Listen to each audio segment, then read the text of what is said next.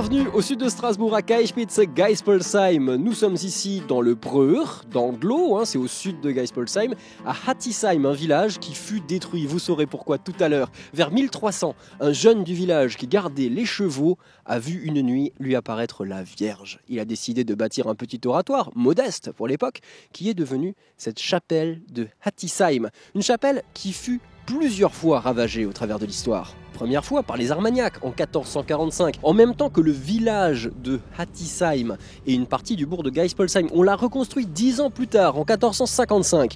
Durant la guerre de 30 ans, au XVIIe siècle, il y a eu beaucoup d'horreurs qui se sont déroulées ici. La chapelle fut une nouvelle fois ravagée.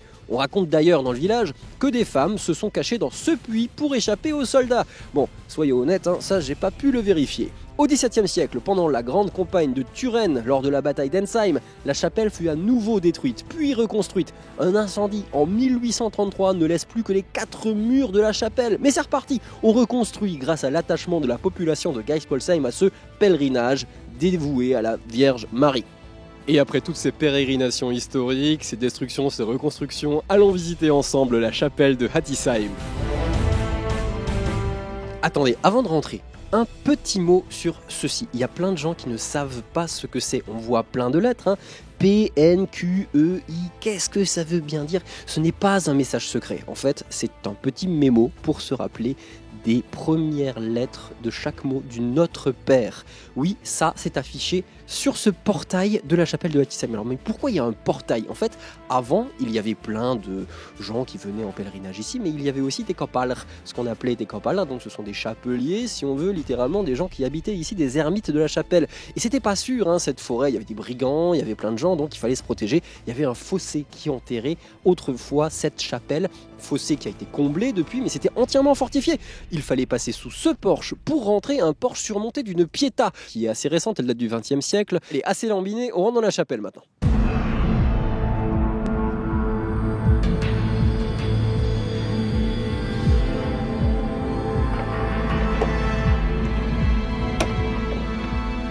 Et lorsque l'on rentre dans cette chapelle dédiée à la Vierge Marie ou Notre-Dame des Sept Douleurs, vous pouvez voir sur les autels latéraux les statues des patrons secondaires de la chapelle. Vous avez sur la droite Saint Wendelin ou Saint Wendelinus qui était vénéré par les bergers et les gardiens de troupeaux en général pour la protection des animaux domestiques. Vous voyez d'ailleurs un de ses attributs, c'est le mouton à ses pieds et son bâton de berger. Non, celui-là ne se mange pas. Sur le côté gauche, vous avez Sainte Apolline ou Sainte Apollinia, la patronne des dentistes. Mais oui, regardez ce qu'elle a dans sa main. Elle est invoquée pour lutter contre les maux de dents et les rages de dents. Et oui, ça peut servir. Alors, rappelez-vous, Sainte Apolline. Entre ces deux statues, il y a bien sûr le but de ce pèlerinage, un superbe maître-autel baroque qui en fait a été reconstruit après l'incendie de 1833, donc c'est finalement assez récent. Un maître-autel où il y a des peintures vraiment impressionnantes avec des inscriptions en latin et en allemand. Alors ce maître-autel est un petit peu particulier, venez voir, il faut s'approcher un petit peu pour avoir cette statue sublime qui est là-haut, qui représente Notre-Dame des Sept Douleurs. Cette statue a été taillée en 1973 par un certain Pierre Nuss. Mais non, mais c'est pas moi, j'étais pas né encore. Mais Pierre Nuss, c'est un maître sculpteur de Cronenbourg. Il a d'ailleurs une rue à son nom à côté de la patinoire de Strasbourg. Et il a fait cette statue peinte, magnifique, qui trône sur ce maître-autel. C'est le but de ce pèlerinage. Il faut aussi savoir qu'il y a quelque chose d'autre dans le tabernacle de cette chapelle.